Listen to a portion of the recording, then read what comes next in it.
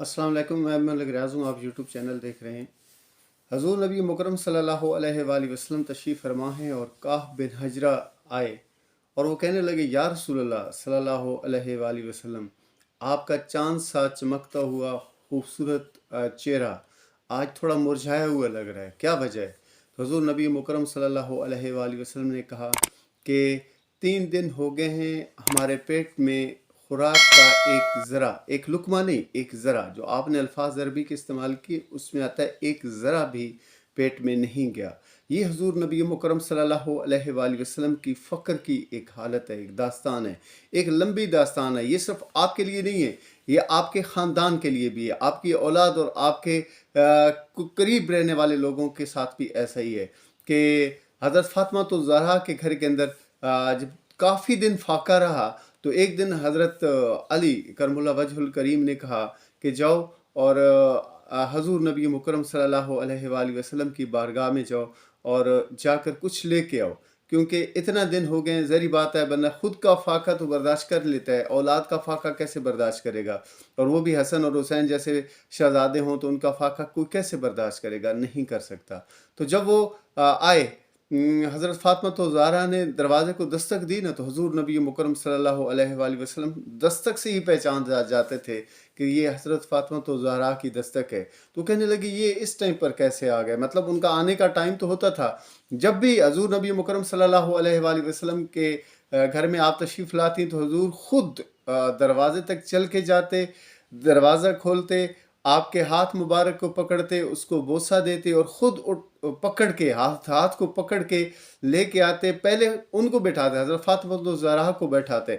अब पूरी कायनात के वाली हैं, पूरी कायनात के वारिस हैं, लेकिन बेटी का अदब देखें और उसके उनके साथ उनकी मोहब्बत को देखें कि वो पहले उनको बैठाते, जब वो बैठ जाती फिर ख़ुद बैठते। ये हज़ूर नबी मुकरम सल्लल्लाहु अलैहि वसल्लम की टीचिंग है अपनी औलाद की इज़्ज़त के हवाले से।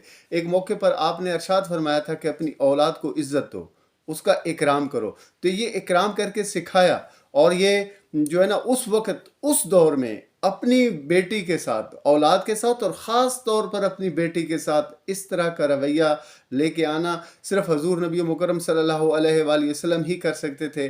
कायनात का कोई और शख्स कर ही नहीं सकता था। ये सब कुछ आप ही ने सिखाया। तो मैं अपने मौजू की तरफ आ रहा हूँ कि जब वो तशरीफ़ लाईं, हजूर नबी मुकरम सल्लल्लाहु अलैहि वसल्लम ने उनसे पूछा कि जी आप क्यों तशरीफ़ लाई हैं, कोई बात है ख़ास? तो कहने लगी कि या रसूलल्लाह सल्लल्लाहु अलैहि वसल्लम, हमारे घर में कई दिनों से फाका है, तो आज जो है ना मुझे अली पाक ने भेजा है कि जाकर हजूर नबी मुकरम सल्लल्लाहु अलैहि वसल्लम की बारगाह से कुछ लेके आओ।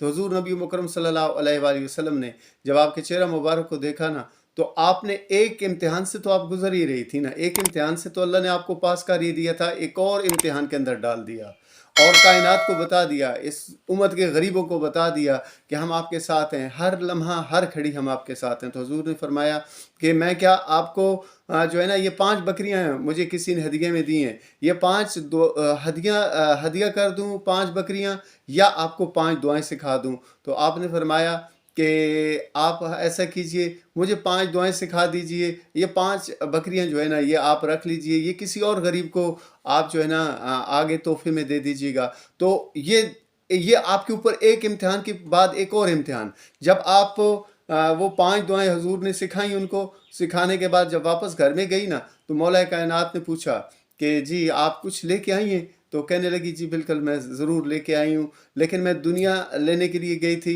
मुझे हुजूर ने आखिरत दे दी, मुझे हुजूर ने अल्लाह की कुर्बत दे दी। तो मौला कायनात की बात सुने, वो कहने लगे कि आज का दिन तुम्हारे तमाम दिनों से सबसे बेहतरीन दिन है, क्योंकि तुम इम्तिहान में से पास हो गई हो। ये एक टेस्टिंग पीरियड था जिसमें थे हजूर नबी मुकरम सल्लल्लाहु अलैहि वसल्लम न सिर्फ खुद गुजरे बल्कि अपनी पाक औलाद को भी गुजारा, अपनी पाक औलाद के बच्चों को भी गुजारा। हजूर नबी मुकरम सल्लल्लाहु अलैहि वसल्लम अक्सर जो है ना शहजादों की भूख की वजह से रोने की आवाज़ें जब वो बचपन में थे तो सुना करते थे, लेकिन इस पे भी सब्र की तलकीन की और ख़ुद भी सब्र किया और अपनी उम्मत के गरीबों को बता दिया कि हम हर लम्हा और हर घड़ी आपके साथ हैं। अगर आपके ऊपर थोड़ा मुश्किल वक्त आए, गुर्बत आए, अफलास आए और भूख आए, तो अपने प्यारे नबी की इन बातों को ज़रूर पढ़ लीजिएगा, اس کو ضرور اس کے اوپر غور و فکر کر لیجیے گا. یہ سارا کچھ میرے اور آپ کے لیے تھا. ورنہ اللہ تعالیٰ نے حضور نبی مکرم صلی اللہ علیہ وآلہ وسلم سے ارشاد فرمایا تھا کہ یا رسول اللہ اگر آپ حکم فرماؤ تو میں جو ہے نا میں اگر آپ کہیں تو میں اس احد پہاڑ کو حکم دوں کہ یہ سونا بن جائے. تو احد پہاڑ آپ کو پتہ ہے کہ 10 میل جو ہے نا وہ لمبا ہے اور 10 میل چوڑا ہے. یہ اتنا بڑا احد پہاڑ ہے. اگر وہ سونا بن جائے تو دیکھیں اتنا کائنات میں شاید کسی کے پاس دنیا کی مال و دولت نہ ہو جتنی حضور کے پاس موجود ہے. لیکن ایسا آپ نے کرنے سے گریز کیا صرف اپنے غریب جو ہے نا لوگوں کے لیے. آپ کو پتہ تھا کہ آپ کی امت کے اندر بہت سارے غریب لوگ آنے والے ہیں, بہت سارے مفلس اور نادار لوگ آنے والے ہیں, بہت سارے جو ہے نا وہ فقیر لوگ آنے والے ہیں. ان کے لیے حضور نے یہ سب کچھ کیا. ایک موقع پر حضور نبی مکرم صلی اللہ علیہ وآلہ وسلم نے ارشاد فرمایا تھا کہ جنت میں سب سے پہلے میں داخل ہوں گا اور میرے ساتھ میری امت کے غریب مسکین اور فقیر لوگ ہوں گے. یہ غریبوں مسکینوں اور فقیروں کے لیے حضور نبی مکرم صلی اللہ علیہ وآلہ وسلم کا خاص انعام ہے, خاص تحفہ ہے. جو بھی حضور اس امت کے غریب لوگ ہیں جہاں جہاں میری آواز جا رہی ہے, حضور نبی مکرم صلی اللہ علیہ وآلہ وسلم کی محبت کو اپنے دل میں جگہ دیں. حضور نبی مکرم صلی اللہ علیہ وآلہ وسلم کی ذات پاک پر جھوم جھوم کر دل سے اور دل کی اتھاہ گہرائیوں سے محبت میں بیٹھ کے درود اسلام کا نذرانہ پیش کر دیجیے.